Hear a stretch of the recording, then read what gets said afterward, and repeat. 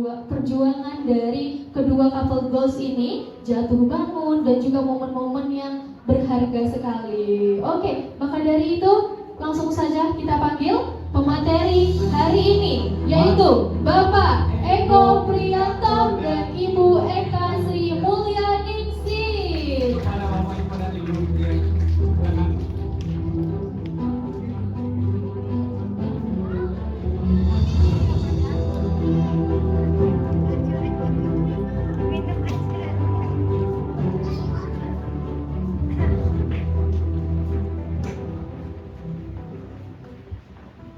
Wow, hadirin luar biasa. Ini dia pasangan legend kita hari ini. Beri tepuk tangan yang meriah sebelumnya.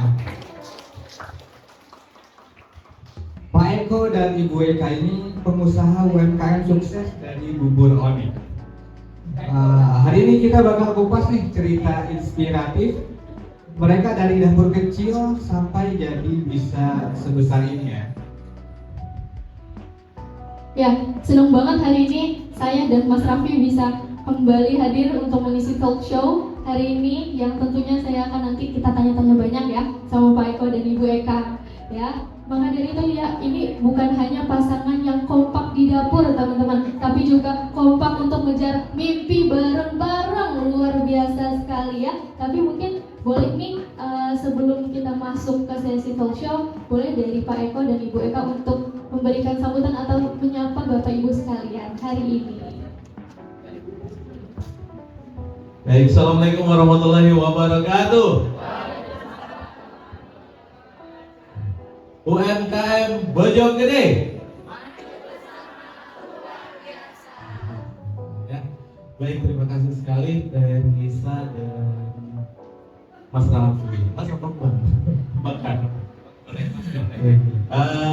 Terima kasih sekali atas kesempatannya untuk sharing sama teman-teman di sini, terutama UMKM di forum UMKM Kecamatan Bojonggede yang hari ini bertempatan di Desa Waringin Jaya. Baik, makasih banyak.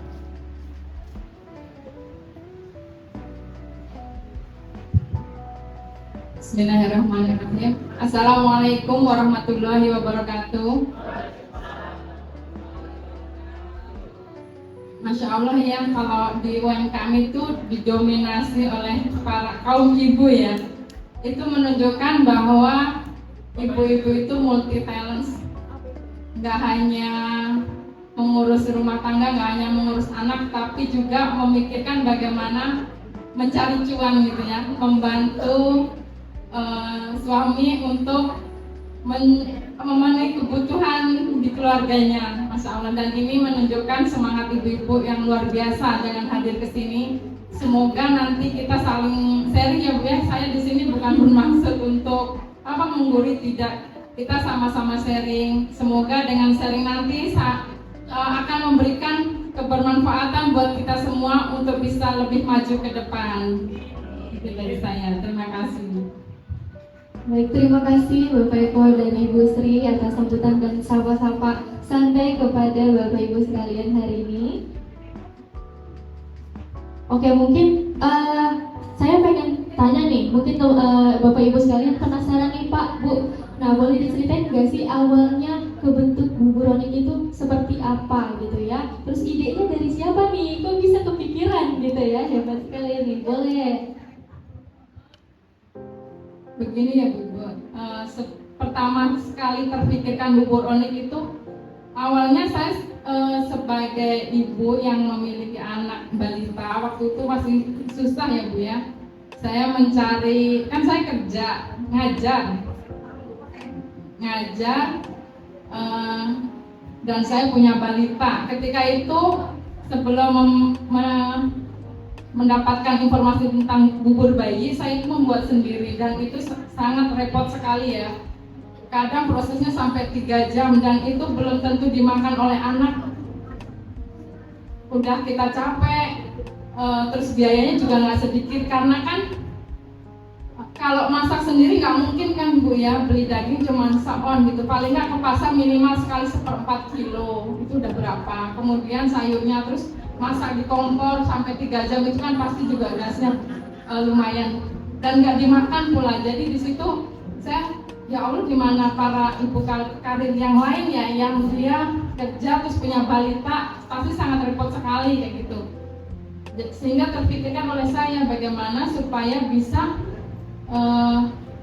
membantu para ibu-ibu karir ini memenuhi kebutuhan MPASI anaknya. Sehingga terpikirkan Bu Roni awalnya untuk anak saya sendiri, namun di situ tetangga-tetangga waktu itu saya di Darussalam itu keluarga muda semua, bayinya itu bisa, angkatan anak saya itu ada sekali 10 orang ya.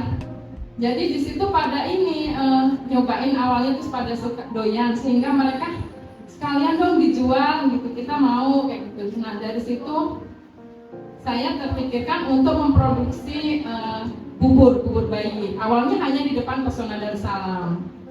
Kemudian dengan dirinya waktu, pelanggan itu dari mana-mana seperti itu, mereka pada request, Bu kalau kesini itu kejauhan, coba dong bukan di sini. Intinya pada request yang dari tempat lain, sehingga saya mulai memikirkan lagi bagaimana membuka outlet nggak hanya di dekat rumah saya. Ya tentunya tidak ini ya Bu ya, tidak semulus itu juga gitu ya, banyak tantangannya juga ya, nggak langsung buka outlet terus ramai juga, terus kita juga udah harus membayar sewa lapak ataupun bayar karyawan yang jaga. Tentunya tidak semua outlet yang kita buka itu lantas langsung profit gitu ya. Nah di sini butuh apa ya, kayak usaha kita juga bagaimana supaya produk kita di tempat yang baru itu bisa lebih dikenal. Kita akan banyak jalan juga ya, memperkenalkan, menyebar brosur dan lain sebagainya. Awalnya seperti itu sih Bu, intinya sebelum saat ini. Jadi ini foto ya yang kita mengawali di tahun 2015. Saat itu juga saya sebenarnya belum berkecimpung di bubur onik ini. Saya masih kerja di Jakarta. Jadi baru keluar kerja tahun 2016 baru keluar kerja. Jadi masih di rumah sendiri tadi sebelumnya. Nah masaknya masih di rumah sendiri gitu kan. Kemudian beberapa rak-rak itu masih kayak gitu. Itu ada di tengah itu ada adik saya gitu, dan adik ipar saya yang kebetulan sering bantuin. Jadi kalau misalkan kita lagi kerapotan dibantuin sama adik saya sama adik ipar saya gitu. Kemudian sebelahnya tadi, nah saat itu juga kita nggak cuman bubur onik aja, kita itu sebenarnya punya bimbingan belajar. Ini lokasinya sama-sama di Darussalam ya, di Darussalam. Kemudian kita sewa ruko 2 lantai. Nah ini pada saat opening namanya di Nexus Cendika, tapi sudah kita tutup juga gitu. Ya berarti tadi dari termotivasi mulai dari karena memiliki bayi di rumah, membuat empati sendiri ternyata cukup memakan waktu ya, maka dari itu mulai coba untuk buat bubur bayi, terus buka 1, buka 2 yang alhamdulillah sekarang menjadi sukses dan banyak dikenal masyarakat luar biasa. Oke nih, kalau boleh bertanya, kira-kira bagaimana Pak Eko dan Bu Eka cara mencari pelanggan ini? Adakah strategi yang bisa di-share? Kalau kita mau buat UMKM baru nih, gimana cara kita cari pelanggan ini supaya ya kita punya pelanggan yang setia kita? Kalau dulu awal-awal kita baru mau jualan itu kan benar-benar sepi ya gitu. Saya jualan benar-benar di depan rumah, di depan ruko Darussalam itu saya jualan sendiri. Kemudian istri saya juga jualan yang di depan Darussalam itu di Bejagong. Nah itu semuanya nggak langsung rame gitu. Bahkan karena kita awalnya itu adalah beli franchise gitu ya. Sebenarnya kan beli resep bubur onik ya, resep bubur bayi, belum namanya bukan bubur onik saat itu. Nah itu benar-benar beli gerobak sama beli resep tok gitu, tanpa diajarin jualannya gimana, tanpa diajarin kita bikin ramenya kayak gimana, dan kita memang benar-benar memperbaiki semuanya sendiri gitu. Jadi yang awalnya kita berharap membeli franchise itu biar cepet rame ya gitu kan, awalnya kayak gitu, tapi enggak gitu kan. Kita jualan juga sepi-sepi aja gitu kan. Kita jualan di pinggir jalan, bahkan pernah laku cuma 3.000 gitu kan. No sell pernah gitu kan. Enggak jualan sama sekali gitu sehari itu gitu. Tapi di sini saya tidak tidak menyurutkan kita untuk berhenti aja lah gitu kan untuk jualannya gitu. Enggak, dan alhamdulillah kita malahan jadi jadi pemicu kita bahwa ketika itu sepi, kita jualan di situ tuh di Bilabong itu benar-benar sepi banget gitu. Apa pertama kali yang ada jualan di situ sendiri, tapi kalau sekarang udah ramai banget gitu, dan banyak banget yang jualan, dan itu sendirian di situ di depan toko laundry gitu. Nah, kemudian buat memperkenalkan gimana sih kita itu berdua tiap sore itu keliling perumahan, ya keliling perumahan sebar brosur dari perumahan Uni Arta ya, Puri Arta Sentosa, Wali Elok, kemudian ke Bilabong, itu kita jalan setiap sore gitu. Dan untuk memperkenalkan, jadi seandainya teman-teman itu punya produk baru dan memang itu belum banyak yang kenal, tetangga kanan kiri juga belum kenal, ya kita harus memperkenalkannya. Caranya kayak gimana? Caranya ya nggak biasa-biasa saja. Kalau kita hanya berharap jualan di pinggir jalan, ya berdiri nungguin gerobak gitu kan, sampai ada pelanggan yang datang, ya insya Allah Allah tetap kasih rezeki gitu. Karena ketika kita sudah mau keluar dari rumah dan mencari rezeki, Allah pasti akan cari rezeki. Tapi akan beri rezeki. Tapi kalau kita hanya sekedar menunggu dan tidak melakukan action apapun yang di luar kebiasaan kita, maka hasilnya akan seperti itu aja. Nah, yang kita lakukan adalah bagaimana agar kita lebih dikenal, yaitu kita keliling dari satu perumahan ke perumahan lain. Bahkan perumahan di daerah Waringin, itu Bojonggede ya, itu udah sampai Tanjur Malang kita udah kelilingin gitu, udah kelilingin untuk bagi-bagi brosur. Tujuannya apa? Tujuannya adalah untuk memperkenalkan produk bubur kita gitu. Nah, seandainya kita berpikir bubur itu apa gitu kan, kalau kita melihat orang jualan bubur di pinggir jalan, ya sama-sama aja kan, bedanya apa ya? Ya ada yang dikenal, ada yang enggak. Tapi bagaimana agar bubur kita itu dikenal gitu. Nah, ini yang kita lakukan adalah berbeda dengan yang orang lakukan seperti biasanya. Kita lakukan itu gitu. Kemudian selain untuk mengenalkan kepada pelanggan, bagaimana agar orang itu mau datang ke tempat kita kan? Mau datang ke tempat kita. Kalau kita cuma baca kayak gitu dong, mungkin ya sekedar dibaca. Tapi bagaimana orang yang baru kenal dengan kita kemudian mau datang ke tempat kita? Nah, kita kasih resep, kita kasih voucher ya, kita kasih voucher untuk datang ke tempat kita. Biasanya kita lakukan di posyandu, di posyandu. Jadi kita datang ke posyandu memperkenalkan diri gitu kan dengan produk kita, kemudian kita dibagikan di posyandu tersebut, kita kasih voucher untuk datang ke outlet kita terdekat gitu. Nah, itu salah satu cara untuk mereka mau untuk datang ke tempat kita. Jadi kalau misalkan mereka sudah tahu dan nggak kita tarik gitu untuk datang, maka ya hanya sekedar informasi saja, sekedar informasi tanpa ada yang menarik mereka untuk datang. Nah, untuk datangnya apa? Kita kasih voucher gitu. Vouchernya apa? Kita kasih misalkan 3 voucher gitu. Vouchernya itu gratis semua, tapi nggak boleh ditukarkan sekaligus. Ditukarnya untuk 3 hari berturut-turut gitu. Itu untuk produk bubur kita. Nah, mungkin ada lagi nih. Salah satunya itu ya, mungkin bisa kita lakukan. Di antaranya lagi ini sih Bu, kalau kami nyebar tester ya Bu ya. Jadi kita kalau punya produk dialokasikan budget untuk buat tester, tapi nggak usah banyak-banyak, nanti APP-nya lumayan ya. Tester sedikit-sedikit aja, kadang ada yang nggak mau nyoba karena paling rasanya kayak gitu. Tapi kalau kita kasih tester free dulu, kemudian mereka mencoba, kemudian cocok, itu insya Allah akan balik, akan order lagi. Sama bubur juga kayak gitu, kita awalnya kasih free dulu ke apalagi kalau baru opening kayak gitu, kita kasih free. Atau kalau pas ke posyandu itu kita kasih free. Nanti kalau anak yang cocok insya Allah mereka akan mencari. Nah tinggal di ibu-ibu sekalian marketnya siapa, misalkan kue kayak gitu ya, misalkan ada kegiatan apa sebar tester, jangan lupa kasih mereknya juga, nanti dia mau nyari lagi bingung kayak gitu. Jadi diantaranya itu tambahan dari saya.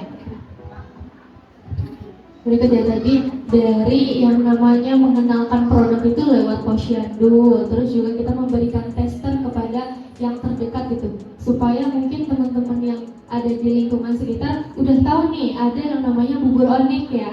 Betul. Oke, mungkin dalam yang namanya usaha ya Pak, Bu, itu pasti ada hal tantangan maupun mungkin masalah kecil, masalah besar gitu ya. Mungkin bisa diceritain Pak mengenai ada gak sih tantangan yang mungkin di luar prediksi dari Pak Eko dan Bu Eka, dan bagaimana solusi Bapak Ibu menanggapi terkait tantangan tersebut? Banyak banget. Kalau tantangannya banyak banget gitu ya, banyak banget. Ya apa ya?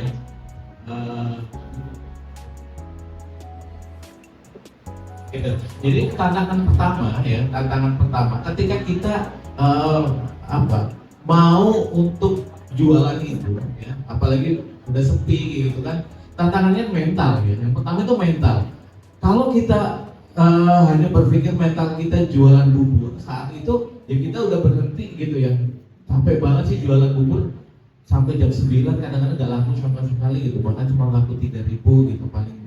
Itu mental banget kita yang ibaratnya kena mental jualan nggak dapet gitu kan. Nah dari situ kita benar-benar mempersiapkan mental kita, itu yang pertama. Kemudian yang keduanya, ketika kita sudah mulai berjualan ya, kita ada yang namanya kompetitor. Misalkan gini, kompetitor itu pernah ya yang namanya kita lapak di beberapa tempat ya, itu disabotase sama kompetitor gitu, dan enak banget gitu kan, dari satu outlet gitu kan, dia ditarik sama yang jaganya juga.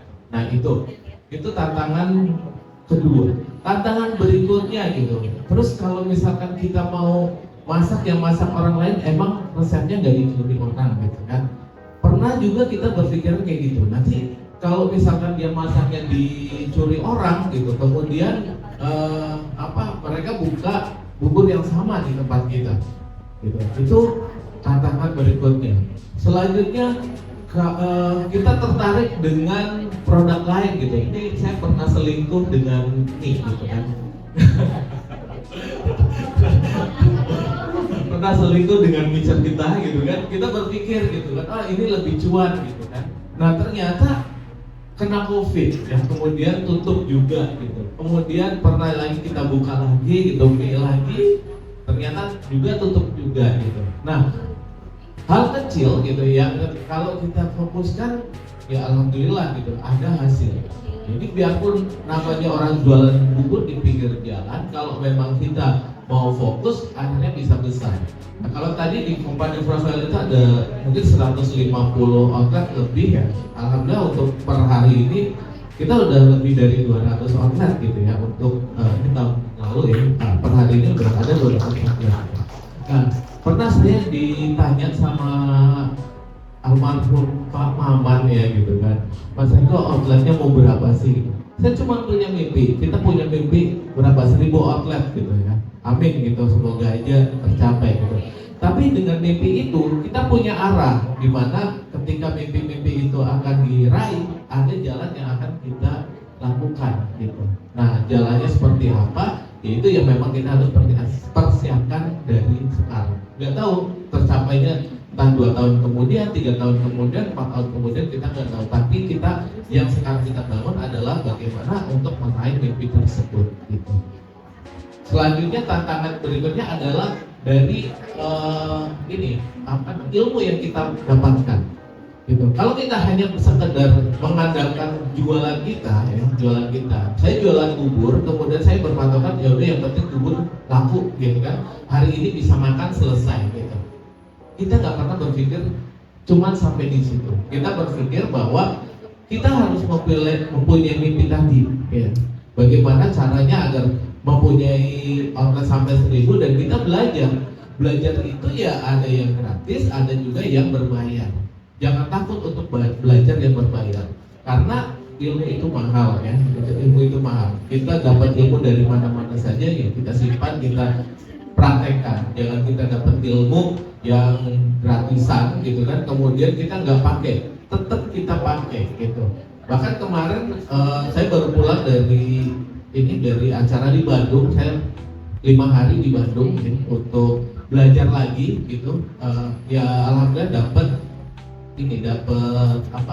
dapat fasilitas dari Bank Indonesia, menyisihkan 894 ya, 894 orang, dan alhamdulillah hanya 30 orang, 30 UMKM yang terpilih untuk bisa mendapatkan fasilitas itu di Jawa Barat, gitu.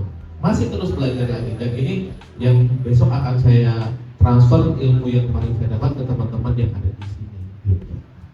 Itu bisa.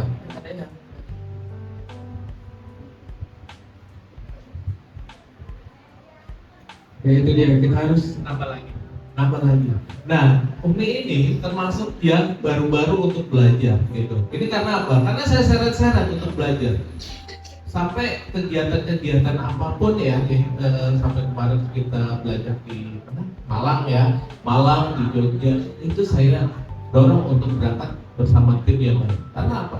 Gak mungkin saya belajar sendiri, gitu. Kemudian ketika saya belajar sendiri, semua implementasi saya sendiri. Gak mungkin bisa seperti itu. Ketika orangnya belajar, ya orangnya sebenarnya beliau juga, gitu kan. Tapi harus didukung oleh tim yang ada di bawahnya, gitu. Saya mungkin belajar, gitu. Istri belum belajar. Nah, kita sering ribut nih berdua, gitu. Sering ribut, gitu. Hanya dengan keputusan-keputusan, mungkin keputusannya menurut saya sepele, gitu. Tapi menurut dia adalah keputusan besar. Nah, ketika keputusan itu saya ambil, sering ribut nih. Bahkan ributnya sampai ke rumah, gitu kan, sampai kemana-mana, gitu. Dan itu yang tidak kita inginkan. Nah, akhirnya ya udah, ayo sama-sama belajar. Karena ya gitu, kalau kita usahanya berbarengan, gitu kan, dengan suami istri seperti ini, mau gak mau semuanya harus belajar. Gak bisa salah satu aja, yang satunya ditinggalkan. Ini harus belajar berbarengan. Tujuannya apa? Saling mensupport antara suami dan istri, gitu. Oke. Jadi untuk menghadapi tantangan kita harus terus mencoba, ya Pak. Mencoba juga, dan terus belajar dari jalannya. Oke, kita berikan kesempatan kepada Bapak Ibu yang ingin bertanya kepada narasumber, bisa ya. Dengan Bapak siapa?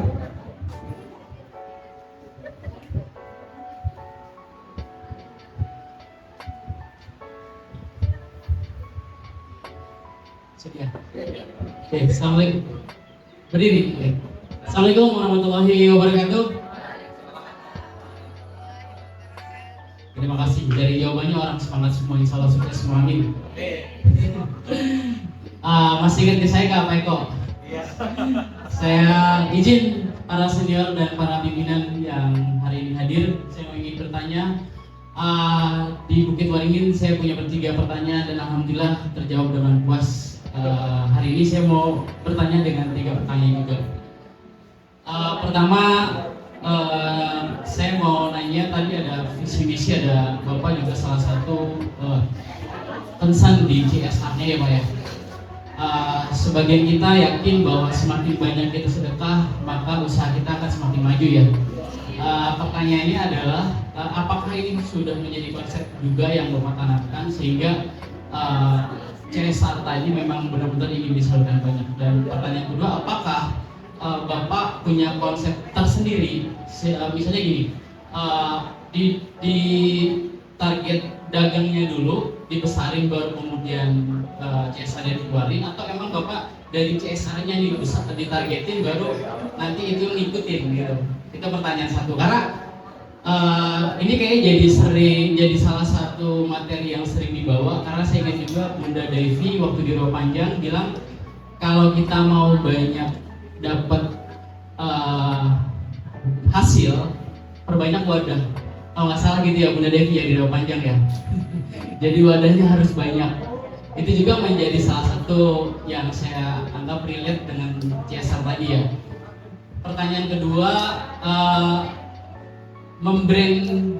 branding ya, brand Onyx ini menjadi sebegitu terkenal dan menjadi menarik bagi para pembeli itu seperti apa konsepnya yang Bapak tanamkan. Kemudian pertanyaan ketiga adalah soal men-trigger pembeli, Pak. Ini yang kadang banyak dari kita kurang memperhatikan itu, Pak. Bagaimana kita men-trigger pembeli sehingga pembeli itu benar-benar mau membeli produk kita dan berlangganan. Terima kasih banyak. Assalamualaikum warahmatullahi wabarakatuh.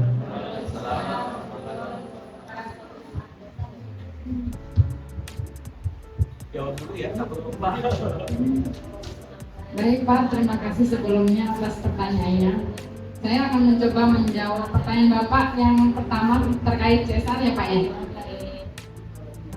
Alhamdulillah Onyx itu sudah mengalokasikan istilahnya apa ya, zakat infak itu dari awal jualan ya, enggak setelah kita udah punya outlet banyak. Walaupun mungkin nilainya enggak berbeda dengan sekarang, tapi sudah dari awal itu kita sudah sisihkan, kemudian bertahap kita ada orang tua asuh juga, kemudian ada Onyx berbagi setiap Ramadan, Jumat berkah berupa sayur-sayur, memberikan sayuran ya kepada warga sekitar. Kemudian ada Jumat berkah berupa makanan siap makan ya Pak ya. Itu belakangan ya, kalau yang sudah banyak kayak gitu. Kalau awal-awal kita masih menyisihkan kayak gitu, menyisihkan sekian persen seperti itu ya. Iya, buat Jumat berkah juga. Jadi ini tadi hanya beberapa sih yang ditampilkan. Jadi nggak setelah sudah ada pemasukan besar kita baru mengeluarkan, tetapi kita dari awal sudah komitmen untuk mengeluarkan infak karena di sana ada hak orang lain seperti itu. Betul Pak. Jadi dulu mengawali bubur Onyx itu saya belajar dari salah satu guru saya ya di Jakarta. Itu ya kita memang menyisihkan dari setiap omset Pak. Jadi setiap omset dulu ada setiap omset itu saya pisahkan uangnya itu untuk kita berikan Jumat berkah. Mungkin awal-awal nggak banyak Pak. Awal-awal itu mungkin bahasa 5-10 makanan matang gitu kan kita bagikan gitu. Di awal-awal kita ke karyawan kita sendiri Pak. Gitu 5 terus sama ada sampah di di komplek, kemudian juga waktu itu di Bukit Waringin itu orang ini Pangkalan ojek seperti itu. Pangkalan ojek bagi. gitu. Jadi nggak banyak, antara 5-10 gitu kan. Kemudian bertahap kita tambahkan. Nah kemudian baru tahun berapa itu ya, ketika kita sudah mulai terbentuk organisasinya lebih bagus lagi gitu, kemudian kita baru untuk menambahkan kalau kegiatan Ramadan itu setiap Ramadan sih alhamdulillah kita sudah berbagi ya, kita berbagi Ramadan kepada orang-orang di sekitar kita. Kemudian kita mulai bertambah lagi dengan membagikan sayuran yang awalnya cuma 10 apa 20 gitu kan. Kemudian sekarang alhamdulillah per setiap Jumat itu sekitar 150 paket paket sayuran gitu. 150 paket sayuran kita bagi di di dekat kantor Onyx sama di dekat perumahan Darussalam. Kemudian nasi bungkus ataupun apa gitu. Kadang-kadang kita juga suka berbagi sama teman-teman UMKM untuk masak ya.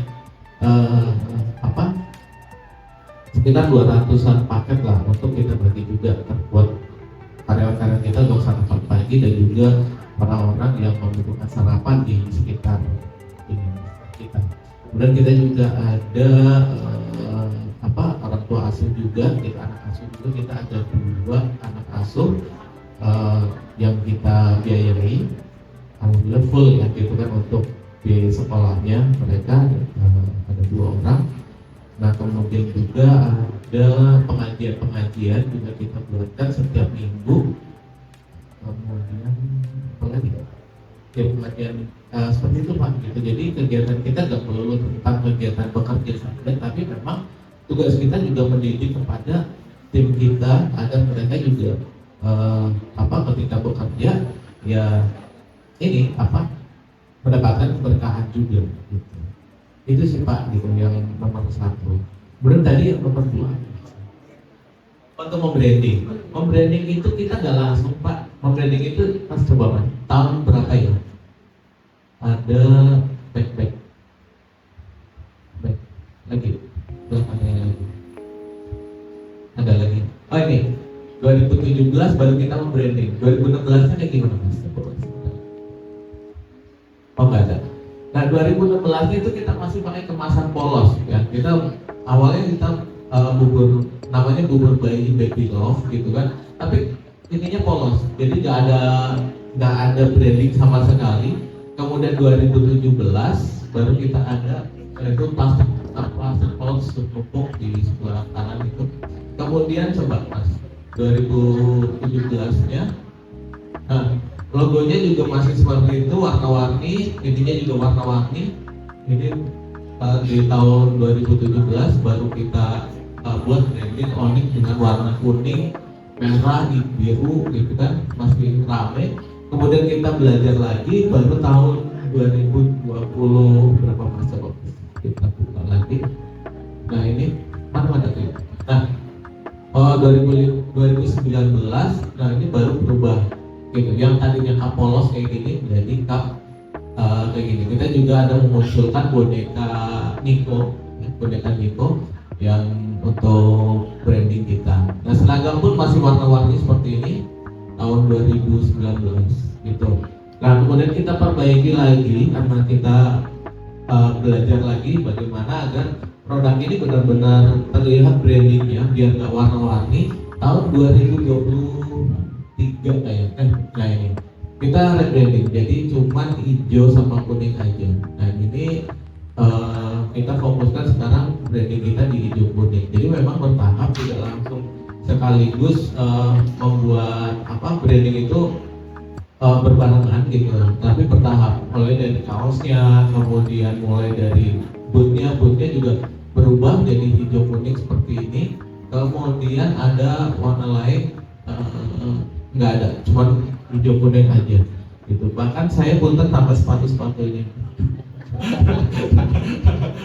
Sepatu-sepatunya ini sampai kita branding juga gitu. Artinya bagaimana di mana tempat pun gitu kita berusaha untuk membranding diri kita dengan produk kita gitu. Jadi orang melihat image-nya ya udah hijau kuning itu identik dengan bubur Onyx gitu. Sama ketika kita melihat kalau kartu telepon ya, kartu telepon itu kalau misalkan warna merah identiknya sama apa? Telkomsel. Tuh nggak usah diomongin udah tahu sendiri kan gitu. Terus kalau warna kuning, nah kan udah ketahuan, nggak usah. Nah saya berharapnya ketika orang melihat bubur gitu, bubur warnanya hijau kuning itu adalah bubur apa? Itu yang pengen saya berikan. Terus nomor 3 tadi apa? Trigger pelanggan ya, trigger pelanggan.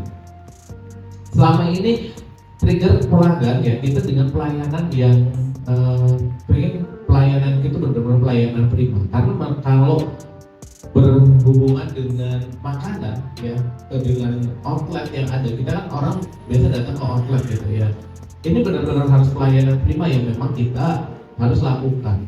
Caranya kayak gimana? Kan sekarang bukan kita sendiri yang melakukan gitu. Ya, apa yang kita lakukan pada saat kita melayani pelanggan, sekarang kita juga ajarkan kepada teman-teman di tim gitu. Jadi mulai dari cara melayani. Dulu saya buatkan SOP bagaimana cara melayani pelanggan. dari mulai sapaannya, kemudian cara ngasih kembalian gitu kan. Ada dulu SO salah satu yang karyawan kita salah ngasih kembalian, kemudian saya fotoin, langsung saya tegur gitu kan. Tegurnya nggak langsung tapi lewat jam tolong kalau kembaliin jangan kayak gini gitu ya. Hanya dengan apa coba, dia ngasih satu tangan kiri satu tangan kanan kayak gini ya, saya tegur gitu, nggak boleh gitu, harus tangan kanan pakai dua-duanya bareng gitu kan. Jadi jangan pakai tangan kiri lah gitu, kayaknya nggak sopan banget gitu. Nah itu yang saya tegur ya, seperti itu. Nah hal-hal seperti inilah yang membuat bagaimana pelanggan terus tetap mau untuk beli ke produk kita. Kemudian kalau ada pelayanan komplain ya, pelanggan komplain kayak gimana pun harus kita tanggapin. Ini ada yang biasa pelayanin komplain ya, ada teman-teman di sini juga yang pelayanin komplain. Itu komplain ada yang bubur basi lah, ada yang bubur encer lah, ada yang bubur ada rambutnya atau apa kayak gitu, kita layani gitu, tetap kita layani dan kita ganti ya terhadap pelanggan itu free gitu, jadi tidak perlu berbayar lagi. Nah ya alhamdulillah setelah kita lakukan hal-hal seperti itu mereka masih mau kembali untuk kita. Bahkan kita ada sempat yang case-nya agak lumayan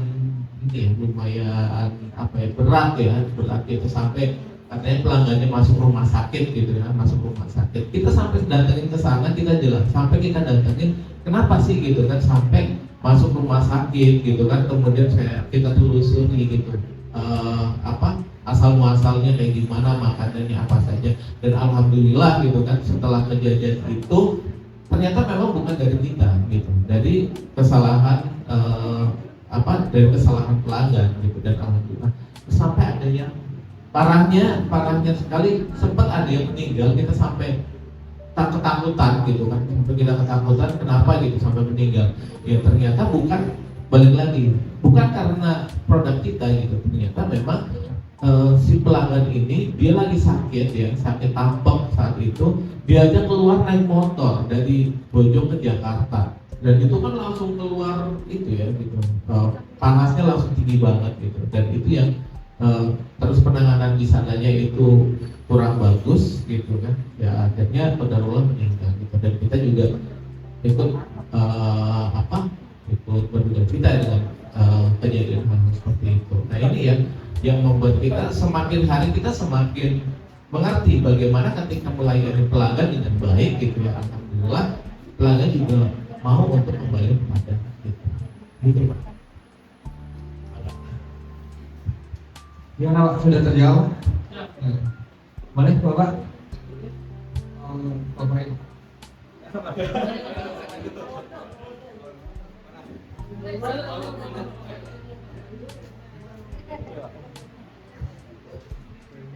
Terima kasih Pak. Ini luar biasa Pak pertanyaan Bapak tadi. Kalau melihat dari paparan yang disampaikan oleh Bapak maupun Ibu, itu sangat luar biasa Pak, dari awal bagaimana untuk mengklik produk-produk ini supaya bisa diterima oleh pelanggan. Memang Pak, kalau kita melihat dari ke belakang, memang kalau UMKM itu kan paling terkendala dengan permodalan Pak, yang pertama.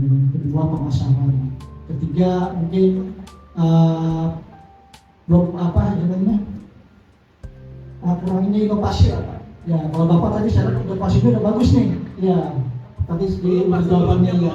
Nah saya mau bertanya Pak, saya pernah jadi dulu pernah jadi dosen tamu Pak ya di 2017 sampai 2022 di Universitas Satya Wacana Pak di Salatiga.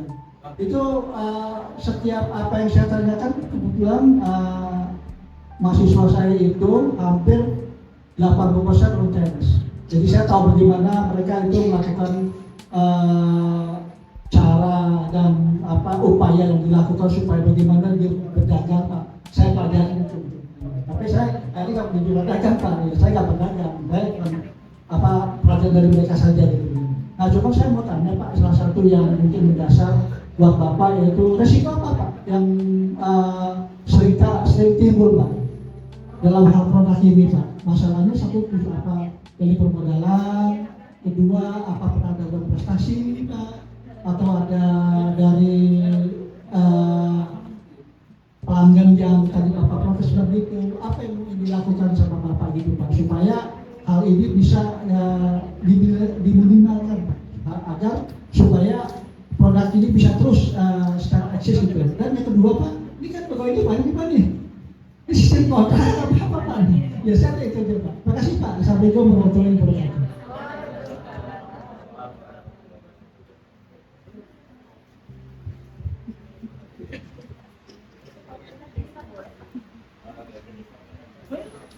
Resiko yang timbul dari ini ya, hal-hal yang sering terjadi ya. Jadi gini, kalau yang masalah permodalan ya Pak ya, permodalan saya kalau masalah permodalan ya, kemarin juga saya sampaikan bahwa ketika kita membangun permodalan ini Pak, alhamdulillah untuk Bubur Onik kita tanpa adanya pinjaman ke pihak lain gitu. Jadi kenapa sih gitu kita benar-benar fokus. Jadi kita berpengalaman sebelumnya kita punya bimbel itu kita punya pinjaman ke bank ya Pak gitu. Nah pinjaman ke bank dan sampai bimbelnya tutup saya masih punya utang gitu. Kemudian dari situ saya berpikir lagi bahwa saya nggak mau deh gitu kan untuk pinjam ke bank lain gitu. Akhirnya sedikit demi sedikit uang yang kita simpan, ya maksudnya dari keuntungan kita jualan bubur itu yang memang kita gunakan untuk memperbesar kapasitas. Jadi termasuk kita anggarkan untuk biaya belajar, biaya branding, biaya apa semua keuntungan kita benar-benar ambil dari keuntungan yang kita peroleh. Kita nggak mau terjerat hutang lagi gitu di luar sana gitu, karena benar-benar capek banget gitu kan, usahanya udah tutup, kemudian kita masih terus punya hutang. Terus ya kita benar-benar puasa Pak gitu, puasa hanya dengan bagaimana usaha kita terbesar, kita ya nggak perlu nggak perlu ya cukup lah kehidupan kita hanya untuk makan, untuk keluarga, untuk sekolah anak gitu kan, udah cukup hal-hal yang penting-penting itu saja. Untuk hal-hal yang lain saya nggak pernah memikirkan itu lagi Pak gitu, saat itu. Dan benar-benar ya udah bagaimana kita fokus untuk membangun usaha kita saja. Terkadang kan kalau kita usaha lagi laku, usaha lagi bagus gitu kan, kita suka ganti dengan HP yang bagus gitu kan. Nah niatnya hanya untuk biar bisa jualan online, ternyata enggak ya gitu kan. Kalau udah cari HP yang bagus, online-nya juga ada, itu udah enggak. Kita benar-benar fokus ya saat itu. Memang pengeluaran yang kita keluarkan ya cukup untuk keperluan pribadi kita, dan satu lagi kita bayar hutang yang bimbingan belajar itu. Karena hutang bimbingan belajar itu kan bukan 10-20 juta gitu, itu sampai 100 juta lebih gitu kan saat itu Pak gitu. Jadi itu benar-benar memakan energi kita. Kemudian yang keduanya saat itu kita masih punya cicilan hutang rumah gitu kan.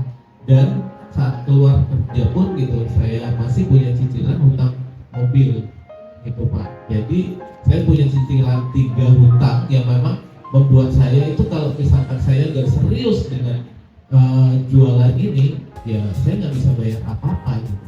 Maka pada saat saya ingin menaikkan kapasitas kita, ya saya sempat menawarkan mobil gitu kan untuk dijual gitu kan. Cuma karena BPKB-nya masih atas nama orang gitu. Saya beli mobil second tapi masih nyicil, tapi ya nggak bisa kejual gitu. Kemudian sempat sama guru saya ditanyain gitu, ya udah rumah dijual aja gitu. Saya berpikir lagi, saya sama istri saya kalau rumah dijual kita mau tinggal di mana gitu kan. Nah akhirnya ya udah hanya sedikit demi sedikit saja yang keuntungan kita sisihkan untuk memperbaiki hal-hal yang memang dirasa kita penting gitu. Dan kemudian untuk mempertahankan produk gitu biar tidak banyak komplain. Ketika ada komplain masuk itu adalah penilaian dari pelanggan gitu. Jangan dianggap pelanggan ini adalah sirik sama kita. Pelanggan nggak suka sama produk kita. Ini ulahnya kompetitor gitu. Artinya kalau hal kayak gitu itu menyalahkan orang lain. Nah, yang perlu kita perbaiki adalah bagaimana menjaga standarisasi dari produk kita. Jadi produk kita itu harus bagus gitu di mata konsumen dan di antara kompetitor yang lainnya. Itu harus bagus dan wajib. Nah itu yang harus kita perbaiki satu persatu gitu kan, standarisasi dari cara prosedur masaknya, kemudian dari cara bahan bakunya, itu sangat berpengaruh. Jadi kalau kita hanya mengandalkan ya udah jualan yang ada aja, produknya harus kayak gini, apalagi ketika kita bikin produk kemudian bahan bakunya yang satu kita nggak dapat, kemudian kita ganti dengan yang lain, dan yang lain ini bahan bakunya standarisasinya berbeda, maka itu sudah akan mengurangi kualitas dari produk kita. Maka saya nggak melakukan itu. Yang kita lakukan adalah mencari standar produk bahan bakunya yang sama dengan bahan baku yang ada. Gitu. Jadi saya nggak pernah mau mengganti bahan baku, ya, kecuali bahan bakunya itu sudah tidak ada, dan ini juga cari padanannya. Kemudian resepnya apa? Resepnya harus kita ukur ulang karena masing-masing bahan baku suka berbeda. Mungkin ibu-ibu yang jualan kue juga sering hal sama dengan hal yang kayak gitu. Contoh misalkan terigu merek A gitu, misalkan kunci gitu kan, kemudian merek segitiga biru gitu, segitiga hijau, itu tuh masing-masing berbeda. Dan kalau misalkan kita gunakan gitu, itu resepnya tuh ukurannya jadi berbeda. Dan ini yang harus kita lakukan gitu. Jadi bisa jadi antara bahan baku yang satu dengan bahan baku yang lainnya, itu cara memasaknya pun berbeda, resepnya pun bisa jadi berbeda, ukurannya bisa jadi berbeda. Nah ini yang harus kita lakukan. Jadi standarisasi produk yang memang harus bagus. Kemudian kalau masalah permodalan ya kita kumpulkan dari modal yang ada aja gitu. Jangan baru-baru awal aja sudah cari pinjaman sana sini. Yakin gitu kalau sudah kapasitasnya bagus, kemudian catatan keuangannya bagus, udah pasti dikejar-kejar sama ini pemodal. Yakin deh gitu. Karena saat ini kita juga sering ditawar-tawarin sama bank-bank itu pada telepon-teleponan mulu, sampai ada salah satu bank kita belum jadi nasabahnya, setiap lebaran itu ngasih bingkisan ke kita gitu kan. Tujuannya apa? Ya agar kita masuk ke bank tersebut gitu. Dan ngasih pinjaman apa segala macam. Ya kita mikir enak banget ya gitu. Lagi susah dia nggak mau bantu, giliran kita udah bagus gitu, dan kita sudah yang permodalan nggak perlu banget gitu kan, dia nawar-nawarin terus. Nah ketika ditawarin kayak gini juga ujian Pak bagi kita gitu. Jangan serta-merta ketika ditawarin pinjaman dari bank gitu, walaupun dengan bagi hasil yang murah, dengan bunga murah begitu, jangan langsung kita ambil. Kenapa? Ketika kita tergoda sedikit dengan ngajuin pinjaman gitu kan, kita tuh tergoda main-main. Ini buat teman-teman UKM, jangan berpikir bahwa modal adalah satu-satunya untuk memajukan usaha kita. Karena ketika kita sudah berpikir, kita nggak punya modal gitu kan, kemudian kita nanti susah untuk mengembangkannya. Ini mindset kita akan berhenti sampai di situ. Kalau kita berpikir bahwa Allah udah kasih modal kepada kita itu seluruh tubuh kita gitu, ya bagaimana mengupayakan memaksimalkan apa yang ada di tubuh kita untuk menjadi modal kita. Kita masih bisa berpikir, kita masih bisa berjalan, kita masih bisa bekerja untuk hal yang lainnya. Itu yang kita lakukan. Nah, itu sih Pak. Ya tadi Bapak menanyakan karyawan kita itu ada dua sistem kerja ya Pak ya, ada yang full time, ada yang freelance. Kalau full time ini jatuhnya karyawan tetap. Kalau freelance itu karena dia nggak mencapai 8 jam kerja, itu yang disebut freelance itu terutama yang jaga outlet yang hanya kerja 2-3 jam itu freelance. Kemudian yang bagian delivery itu juga freelance Pak. Tapi kalau yang office semuanya full time 8 jam kerja dalam sehari. BPJS. Iya. BPJS. Iya, ada kita daftarkan BPJS. Tidak semuanya gitu. Jadi BPJS itu untuk beberapa karyawan tetap di tempat kita, baik BPJS kesehatan dan BPJS tenaga kerja itu ada Pak gitu. Jadi memang kita ngikutin aturan-aturan dari Dinas Tenaga Kerja Kabupaten Bogor yang kita juga sering komunikasi dengan mereka gitu. Makanya kita alhamdulillah mendapatkan penghargaan sidang karya dari Dinas Tenaga Kerja Provinsi Pak gitu. Jadi bukan di kabupaten tapi kita sudah Dinas Tenaga Kerja Provinsi.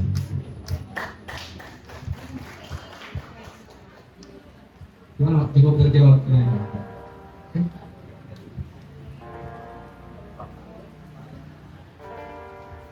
Oke, langsung saja. Pertanyaannya ada 20 ini. Oke, teman-teman, ini saya lihat bagus banget. Bagusnya apa? Tadi saya lihat bahwa awalnya itu kayak bubur yang siap saji langsung makan. Terus berikutnya ada pengembangan, dia di packagingnya bagus, langsung dapat BP POM. Dan pada saat dia pameran atau jualan ke internasional, ke nasional, yang dijual adalah yang packaging yang sudah bagus mempunyai izin. Artinya ini bisa meluas dengan produk yang tidak basi dalam waktu 7 hari atau 1 hari malah. Saya mau bertanya mungkin agak dalam. Yang pertama, ini difranchise-kan atau sendiri? Difranchise-kan. Jadi awalnya kita nggak franchise kan Pak. Awalnya kita kelola sendiri sampai kita memiliki 2 rumah produksi. Satu rumah produksi kita yang ada di Villa Mutiara Bogor 1 itu Villa Mutiara Bogor 2 itu mengelola. Nanti satu siapa tuh? Villa Mutiara Bogor 2 itu ada mengelola sekitar 50 outlet ya. Kemudian yang di depan rumah puri. Oh, jadi ada yang franchise, ada yang enggak? Ya, itu ada sekitar 50-an juga. Jadi 100 outlet itu yang memang kita miliki sendiri. Nah, baru tahun 2023 kemarin karena banyak yang pengen untuk bergabung dengan kita, akhirnya kita buka franchise. Oke. Jadi ada yang franchise, ada yang enggak. Karena tadi terdengar sebanyak 200 cabang kurang lebih. Pertanyaan saya, ini belum masuk pertanyaan. Pertanyaannya, ini kan cabang banyak ya. Mungkin Bapak Ibu juga punya usaha yang sama dengan cabang yang banyak ini. Apakah diproduksi sendiri lalu dikirim ke cabang-cabang tersebut? Atau Bapak Ibu punya ramuan khusus yang memang itu yang diperjualbelikan lalu cabang bisa mengolah sendiri? Oke, pertanyaan yang kedua, ini masalah keuangan. Ya, karena nggak sedikit pelaku UMKM itu sudah mau naik kelas turun lagi, bahkan ke bawah lagi malah bisa tutup. Nah, secara keuangan karyawan yang banyak, kalau boleh tahu yang freelance digaji berapa, yang tetap digaji berapa, lalu bagaimana memanage keuangan yang lumayan besar seperti itu. Paling itu aja. Terima kasih. Baik, terima kasih sekali Pak Waldo.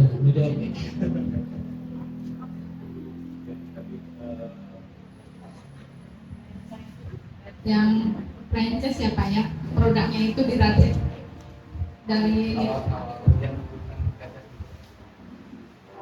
awal-awal sebelum kita buka franchise ya, kita hanya memproduksi sendiri, dijual sendiri langsung ke end user. Kemudian dengan minat ada awalnya sih gini, banyak customer kita itu kalau mudik itu tuh habis mudik laporan anaknya nggak mau makan karena di kampung nggak ada oni kayak gitu, nggak mau makan seminggu, dimasakin bundanya nggak mau kayak gitu, sehingga terpikirkan bagaimana supaya oni ini lebih luas lagi. Nah, kemudian kita meng-create sistem atau metode kemitraan. Jadi mereka itu mitra itu beli bahan baku ke pusat. Jadi beli dimanapun oni, di pulau manapun itu rasanya sama. Jadi kita sudah buat resep ya dari pusat menjadi bahan baku kering, dikirim ke luar pulau kayak gitu. Karena udah kering jadi awet ya Pak ya. Dalam perjalanan mereka itu tinggal cemplung aja, tambahin air sehingga rasanya tetap terjaga sama kayak beli di Bogor gitu. Jadi resepnya sudah terstandarisasi Pak. Kita ada bagian tim produksi di sini di pusat, tepatnya di depan kan ini komplek Urin ya, itu tempat produksi kita yang kita kirim ke wilayah-wilayah lain. mitra-mitra kita yang di luar pulau. Kita ada mitra di Kalimantan, Pulau Belitung ya. Kemudian mana lagi? Jawa Tengah itu udah banyak. Gimana Pak? Itu yang ditanyakan saya. Oke, saya tambahkan sedikit ya. Jadi kalau untuk yang di lokasi wilayah Bojonggede dan sekitarnya, Bojonggede, Dramaga, kemudian Bogor Kota, itu kita masak sendiri Pak. Kita masak sendiri, kita kirim dalam bentuk matang ke sana. Gitu. Jadi tiap pagi itu ada nggak Mas itu? Nah, jadi satu tim delivery itu menghandle 5 outlet. Gitu. Jadi satu delivery harus berangkat dari kantor itu jam 5 pagi sampai di paling ujung itu maksimal jam 6 gitu. Jadi itu khusus 5 outlet. Sampai yang di mana Ciampea, ujungnya Ciampea, Cibumbulang. Sampai Cibumbulang itu kita kirim Pak langsung dari sini. Gitu. Udah mateng gitu. Di sana si yang jaga outlet duduk di sana nungguin kemudian langsung jual. Nah, tim delivery-nya kita kirim sampai ke sana. Nah, kemudian setelah jualan gimana? Setelah jualan itu ditarik, gitu. Jadi sisa-sisa bubur, kemudian cup, semuanya kita tarik. Yang jualan udah enggak itu. Nah, mereka laporan dengan aplikasi Pak, gitu. Kita bikin aplikasi, mereka laporan jualannya berapa, uang yang dititipkan sama delivery itu berapa. Maka nanti di kantor tinggal dicek uangnya benar enggak, sisa buburnya benar enggak, kemudian sisa cupnya semuanya dicek. Gitu. Nah, itu sistem controllingnya. Kemudian kita lakukan pembuatan produksi kering itu baru tahun 2023 Pak, karena kita berpikir bahwa dibangun di tahun 2022, kemudian kita buka franchise lagi di tahun 2023. Kok buka franchise lagi? Karena tahun 2021 itu sebenarnya kita buka franchise pertama ya, itu pabriknya itu punya orang Pak. Pabriknya punya orang, kita disuplai bahan jadinya dengan resep kita. Kemudian di tahun awal 2022 itu tiba-tiba kita nggak dikasih barang. Akhirnya kita stop untuk melakukan franchise dan kita nggak punya barang lagi untuk dijual ke mitra kita. Nah, di situ kita stop. Nah, dari situ kita akhirnya berpikir lagi, karena ada masalah, kita akhirnya bagaimana cari solusi kan. Cari solusi, kita riset sendiri, kita cari tim R&D, kemudian melakukan riset, dan akhirnya kita bisa kapasitas kecil kita bisa buka, kita bisa produksi, kemudian akhirnya kita bangun pabrik Pak di sini di depan kantor ini. Nah, dari situ kita sudah mulai produksi sedikit-sedikit gitu, alhamdulillah gitu kan. Saat itu kita masih berpikir, ini kapasitas produksi banyak banget nih gitu kan sebenarnya gitu. Nah, buat mitra aja sisa produksinya masih banyak gitu kan. Boleh, bangga. Nggak apa-apa, boleh nanti habis dari sini boleh bangga gitu kan untuk mampir. Nah, dari situ kita mulai kembangkan lagi bagaimana agar kan kalau misalkan udah kering standar produksinya udah sama Pak. Kalau yang di Onyx 1, Onyx 2 itu kemarin masuk bahan bakunya fresh semua gitu kan. Nah, ternyata kalau dari bahan baku fresh kita langsung pindah ke kering, itu kapasitas produksi kita nggak cukup gitu. Akhirnya ya sudah, baru Onyx 2 sama Onyx 3 yang ada di Jakarta kita supply bahan baku kering ya untuk diproduksi gitu. Jadi malamnya mereka masak, kemudian paginya dijual, dan bahan bakunya udah standarisasi kita. Hal ini sama dengan yang di mitra-mitra. Jadi mitra-mitra yang jauh-jauh sampai di luar pulau itu kita kirim bahan baku kering itu. Bahan baku kering udah siap jadi, siap ibarat kata kayak Indomie yang dicemplungin air kemudian ditunggu matang gitu. Nah, kita juga ada alatnya namanya slow cooker. Mas, coba Mas lagi di sebelumnya. Itu kita pakai slow cooker, jadi tinggal dimasukin bahan baku buburnya, kemudian dimasukin air. Di sini paling depan Mas tadi di slide paling depan PPT ini. Itu tinggal tidur juga udah bisa matang gitu. Jadi tidak perlu aduk-aduk terus kayak gitu ya awal-awal. Ada slow cooker. Nah ini nih Pak, ini namanya slow cooker. Nanti untuk masak bubur, spesial untuk masak bubur. Ini pakai listrik gitu, jadi memang aman banget. Kenapa sih kok nggak pakai kompor gitu ya? Kalau pakai kompor itu kan pemanasannya tinggi, kalau cepat matang cepat basi gitu. Jadi kita yang mengakibatkan bubur itu kenapa pada cepat basi. Kita beli bubur di abang-abang yang di bubur gerobakan kayak gitu, itu siang aja udah encer dan itu cepat basi. Nah kita bertahan sampai sore hari ya, jadi buburnya bisa bertahan sampai dengan sore hari dengan alat ini gitu, dan sekal gitu buburnya sampai sore pun nggak apa-apa, nggak dimasukin ke kulkas. Nah ini yang kita produksi kering itu udah dari berasnya, sayurannya, dagingnya, sama bumbunya, tinggal dimasukin ke sini, tinggal ditambahkan air saja gitu. Jadi udah semi instan lah ya, semi instan. Nah kemudian dari sini kita baru berpikir untuk menambahkan varian tadi yang instan itu. Kita kemarin ada beberapa pameran skala internasional Pak, alhamdulillah, dari pameran Trade Expo Internasional, kemudian Halal Expo, kemudian terakhir kita pameran di Jeddah karena dibawa dari Dinas Perindak ya, Kementerian ya, Kementerian Perdagangan gitu. Kita dibawa oleh mereka dan alhamdulillah kita bisa pameran di sana.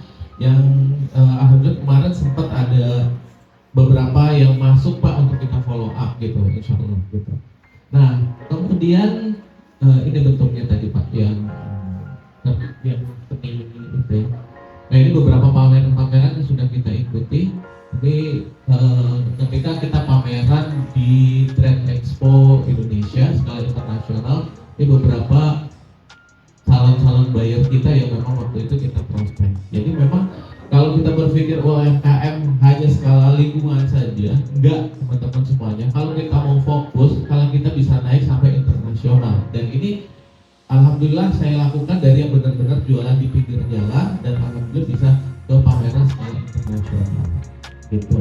Kemudian yang keduanya permasalahan mengenai keuangan. Bagaimana sih cara ngelola keuangannya dengan yang banyak begitu. Kita catatan keuangan itu ya dimulai dari sesuatu yang nggak ada gitu. Nggak ada dalam arti apa? Dalam arti kita belum punya uang banyak tapi kita sudah mencatat dengan rutin ya, pengeluaran kita, penerimaan kita, omset kita, kemudian sampai bagaimana pengeluaran kita itu benar-benar terkontrol Pak. Gitu. Ada catatan keuangannya saya dari mulai buka usaha tahun 2015 sampai sekarang itu kita pasti simpan Pak. Sampai ya buat bukti bahwa saya itu sudah melakukan pencatatan dari awal mulai membuka usaha gitu. Ada Mas? Fotonya Mas? Nggak ada? Masih catatan itu aja Mas, catatan pakai buku biasa. Nah harapannya teman-teman itu juga punya catatan keuangan seperti itu gitu. Kemudian dengan pengelolaan gaji karyawan kayak gimana gitu ya. Ini kebetulan teman-teman karyawan kita semua Pak ya kita kita didik ya, kita sama-sama belajar bareng gitu kan untuk bisa meng-create sebuah IO gitu. Ini tim kreatif gitu, jadi bikin konten apa segala macam yang memang kita lakukan itu ya masing-masing kita ada standarnya gitu. Jadi kita ada struktur organisasinya Pak gitu. Jadi struktur organisasi mulai dari direktur, manajer, kemudian ada supervisor, kemudian ada tim admin, ada delivery, juga ada tim sales outlet. Nah, dengan struktur organisasi itu kita punya standar gajinya berbeda-beda Pak. Gitu. Jadi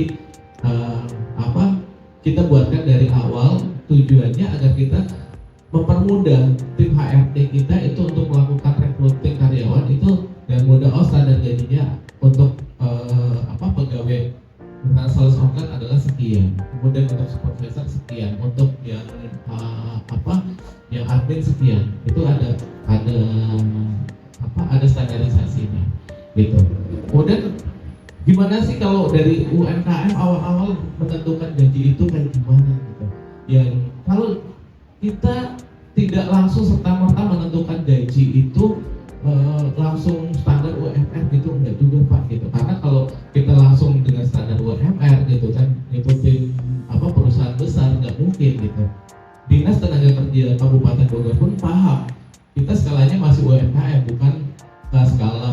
besar gitu kan. Nah, disitulah kita boleh menetapkan aturan-aturan tersendiri di dalam peraturan perusahaan kita untuk menentukan ininya standar keuangan kita. Setidaknya apa? Setidaknya dengan gaji yang standar kita itu tidak berbeda jauh dengan yang ada di lingkungan sekitar kita, Pak. Gitu. Kecuali kalau kita masuk ke dalam area yang di area tersebut perusahaan besar, nah itu harus mengikuti perusahaan besar. Gitu. Tapi selama kita areanya masih area seperti ini ya, yang bukan area perusahaan besar, maka kita mengikuti standar yang ada di wilayah kita.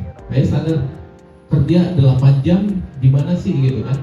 Kayak misalkan kita di toko-toko sebelah kayak gitu, itu kan ada yang mereka ininya 8 jam ya. Kita ngikutin standar yang ada gitu. Jadi tidak serta merta langsung digaji, Pak, gitu, digaji. Jadi mereka ada gaji pokok, ada bonus gitu ya, ada bonus juga. Jadi ada bonus kerajinan, ada bonus input dan outlet gitu, ada bonus apa lagi? Ini contoh catatannya tahun 2015. Jadi ada penjualan, ada beli cup, sepatu spin, ada belanja sayur kayak gitu, Pak. Ini ada omsetnya 23.000, 45.000, ya kita simpen aja, Pak, gitu kan, kita catat. Nah ini buat teman-teman yang tolong ya gitu, lakukan pencatatan seperti ini. Ini penting banget buat mengambil keputusan pada saat kita nanti akan melakukan scale up, gitu. Ini ada nih, gitu, belanja sayur, gitu kan, 65.000, gitu kan. Jadi kita benar-benar lakukan ini, nggak sekedar ngomong ya sekarang gitu kan, tapi kita ada bukti bahwa kita melakukan dari 25 Februari 2015 kita mulai jualan ini, gitu. Kalau modal awalnya kita di itu sebenarnya kayak di Pote, modal awalnya, gitu. Jadi seperti ini teman-teman, saya kasih contoh gitu kan, bahwa yang kita lakukan ini bukan lagi ya gaya-gaya motivator yang mereka pengen mengajarkan gitu tanpa pengalaman sebelumnya, tapi memang ini pengalaman yang memang kita lakukan gitu, buat teman-teman semua.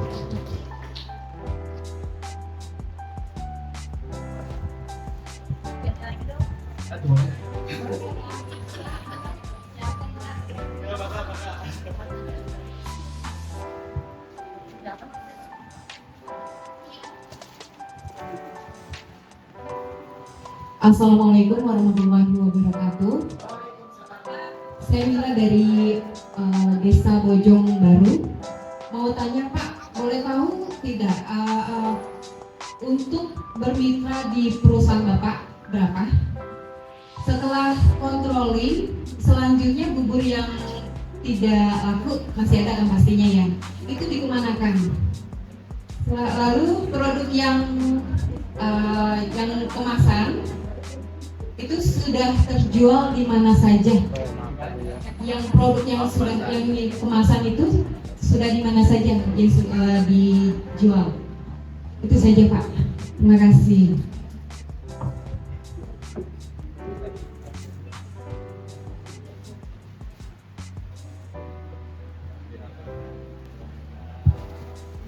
Pada Kemitraan bubur ya, kita ada beberapa harga. Ini tim marketing yang malah hafal nih. Ada beberapa pilihan harga, dan kita tentunya juga ada syarat dan ketentuan sih Bu ya, jarak ya. Nah untuk Bojonggede udah close karena sudah penuh dengan yang miliknya pusat ya. Jadi kita biasanya terbuka untuk luar Bojonggede itu masih terbuka kemitraan. Untuk harga sih bagian marketing yang hafal, saya nggak hafal. Oh sisa bubur untuk saat ini memang ini masih PR ya. Saya sampai pernah juga belajar ke teman saya yang waktu itu mendalami tentang sampah ya. Tapi ternyata juga masih belum ketemu ya. Ingin sekali memanfaatkan limbah ini menjadi produk ya. Sebenarnya secara teori bisa dibikin pupuk organik ya. Namun saya sampai saat ini masih belum ketemu gitu ya ilmunya itu. Jadi saat ini sih ada yang sebagian dibuang, ada dibawa karyawan untuk makan lele, Bu. Lele, ada yang dikasih bebek juga dibawa oleh tim karyawan. Tapi yang nggak ke bawah biasanya kita buang karena kita kan setiap hari ganti menu. Nah itu masih PR kami untuk memanfaatkan limbah ini. Terus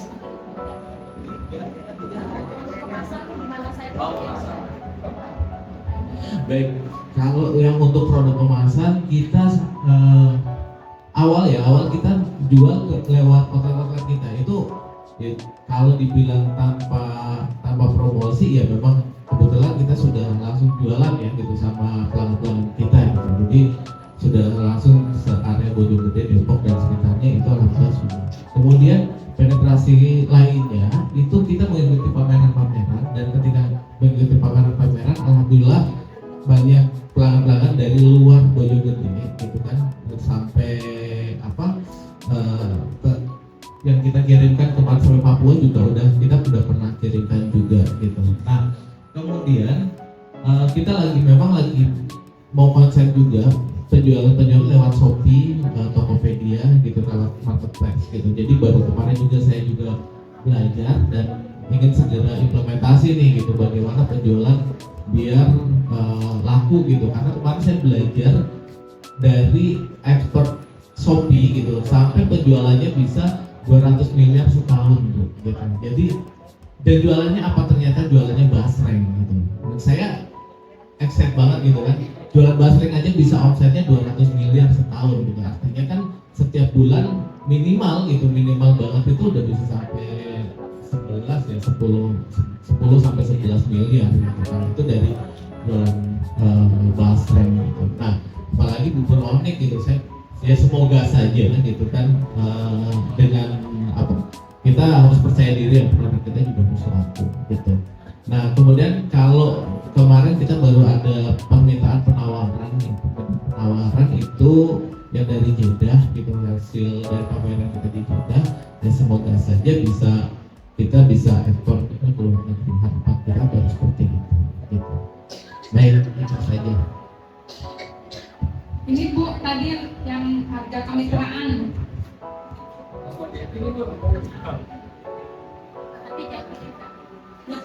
Lanjut jalan.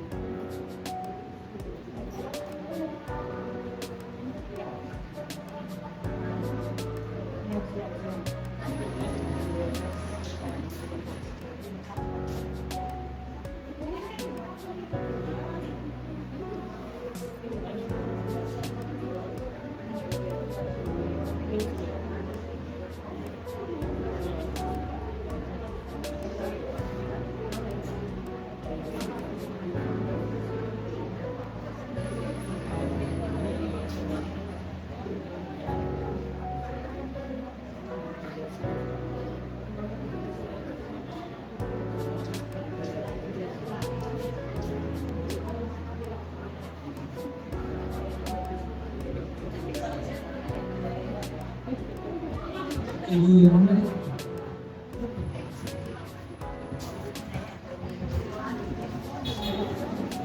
Assalamualaikum warahmatullahi wabarakatuh. Nama saya Elvi dari Cimahi 1, bisa lebih dikenalnya di Ibu Jawaban. Kebetulan mungkin dari 2017 mungkin saya adalah salah satu pelanggan Onyx ya, anak saya usia 2 tahunan. Dan sempat juga karena saya juga punya toko susu, sempat kerjasama mungkin sama Onyx dengan belajar susu. Terus kemudian kita dalam voucher sempat ke tahun 2020 sampai 2020 ya. Dan yang mau saya tanyakan ini tadi saya menyimak satu yang ingin saya tanyakan adalah bagaimana cara masing-masing mereka untuk memanage SDM-nya. Karena jujur ya untuk saat ini saya lagi mengalami kendala di situ. Jadi saya mungkin ada tips dan triksnya supaya mungkin saya bisa belajar dari pengalaman masing-masing. Terima kasih.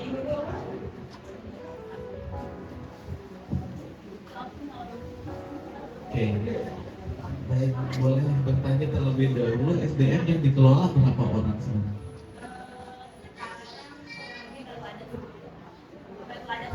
Ada 10 orang ya, di satu tempat yang sama atau di cabang? Oh, beda-beda cabang ya. Dari produknya cake and bakery sama ada minuman. Ada minuman kayak minuman gratis.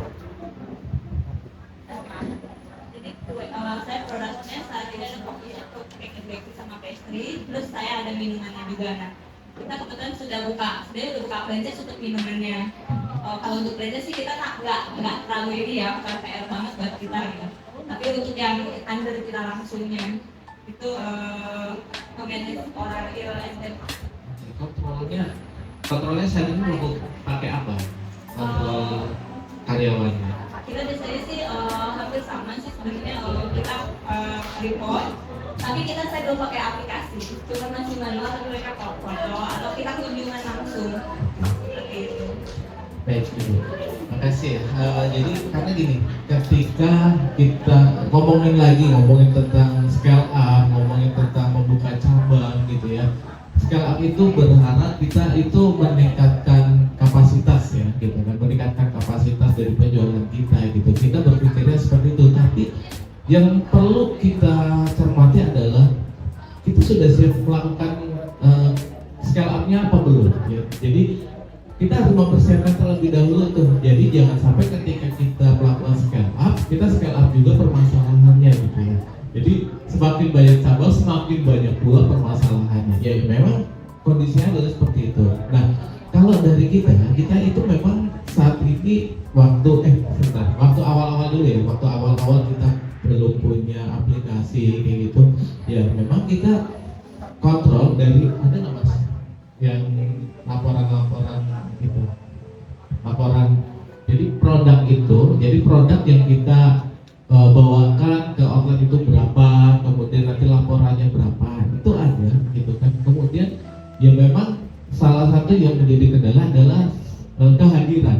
Terkadang kehadiran itu ketika kita tidak kontrol benar-benar ya dia datangnya jam berapa gitu, ngakunya jam berapa. Nah itu yang penting, karena kalau di kita kan bukanya cuma 2 jam sehari, dari jam 6 sampai jam 8 gitu ya. Nah kalau dia sudah terlambat misalnya setengah 7, kemudian dia jam 8 pulang, artinya kan kita jualan juga cuma sebentar. Nah pada saat itu memang kita lakukan kontrolnya masih lillahi ta'ala lah ya saat itu gitu. Jadi memang kita belum bisa mengontrol karyawan dalam jumlah besar. Jadi akhirnya kita mulai persiapkan tuh dari laporan-laporan, ya kita hanya bisa ngecek laporan penjualannya aja. Sementara kehadirannya kita nggak bisa cek, kecuali ada laporan dari yang kirim. Waktu itu baru akun 5 itu kan cuma 1 delivery ya gitu. Paling dia laporan, tapi saya udah nyampe ke sini orangnya belum ada gitu. Paling kayak gitu. Tapi kalau misalkan sudah banyak, ya kita akan repot tuh. Gitu. Nah, ini kita mulai siapkan. Nah, kontrol terhadap karyawan itu juga tidak hanya sekedar kita melakukan cek langsung gitu ya. Kita juga harus ada pembinaan. Kita ada pembinaan yang memang kita lakukan. Itu ada mulai dari briefing. Tapi kalau misalkan kontraknya jauh-jauh, otomatis kita nggak bisa melakukan briefing. Tapi kita kasih motivasi ataupun pengenalan produk itu kita undang datang ke tempat kita, ya kita datang, kita lakukan training. Dulu yang melakukan training siapa? Dulu kita yang melakukan training. Sekarang yang melakukan training adalah tim-tim gitu. Jadi mereka melakukan training terhadap karyawan-karyawan yang baru ataupun karyawan lama untuk mulai dari pengenalan produk, kemudian attitude-nya mereka kayak gimana, kemudian sistem yang mereka lakukan kayak gimana, cara mereka laporin kayak gimana, ya itu sudah harus kita lakukan karena kita juga melakukan hal yang sama kepada karyawan kita yang awal-awal gitu. Jadi itu sudah buatin SOP, kita sudah lakukan. Nah, penting dibuatkan SOP sekali lagi. SOP untuk karyawan. Ini karyawannya sekarang jaga outlet gitu. Jaga outlet SOP karyawannya seperti apa. Nah, itu perlu gitu. Jadi pengecekan itu juga harus kita lakukan. Terkadang kita juga butuh sidak gitu kan untuk datang ke outlet tersebut. SOP-nya sudah dilakukan atau belum. Gitu, bahkan kita cara menata bubur udah kita ajarin gitu. Ini bubur tempatnya di mana, kemudian untuk kasih tip di mana, kemudian brosur di mana, plastik di mana, itu standarnya kita sudah buatkan seperti itu. Tujuannya apa? Kita mudah untuk melakukan pengecekan apa yang tidak dilakukan oleh karyawan kita. Gitu. Itu salah satu yang memang kita lakukan. Terus kalau yang di outlet paling seperti itu ya, report sama kehadiran mereka dalam training gitu. Kalau mereka nggak ikutin training ya gajian mereka kita nggak bisa kirim ke person, mereka harus datang ke kantor untuk kita training terlebih dahulu biasanya gitu. Nah, kalau kita sekarang sudah ada aplikasi yang memang kita bangun karena kan kita harus memiliki target 1000 outlet ya gitu. Jadi kita sudah bangun aplikasi yang setiap karyawan itu memiliki. Ini aplikasi seperti ini, kelihatan deh ya? Masa bisa ditampilkan aplikasinya.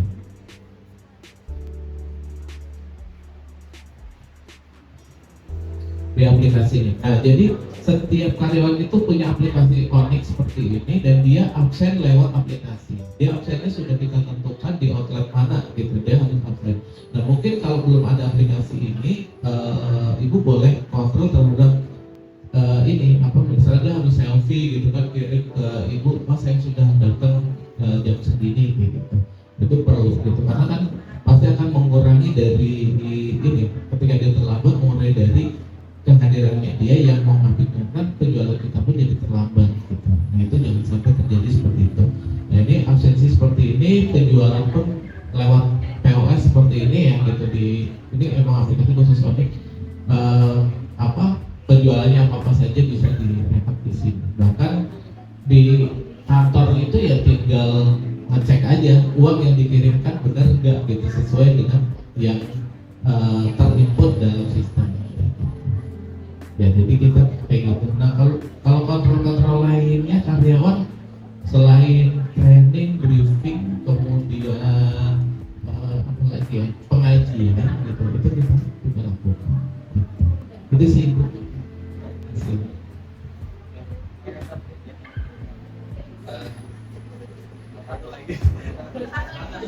Kita udah selesai, nanti saya buka sesi di depan ya. Ini kita close terlebih dahulu ya. Baik, makasih banyak teman-teman atas antusiasmenya. Semoga kita bisa ketemu lagi di acara selanjutnya.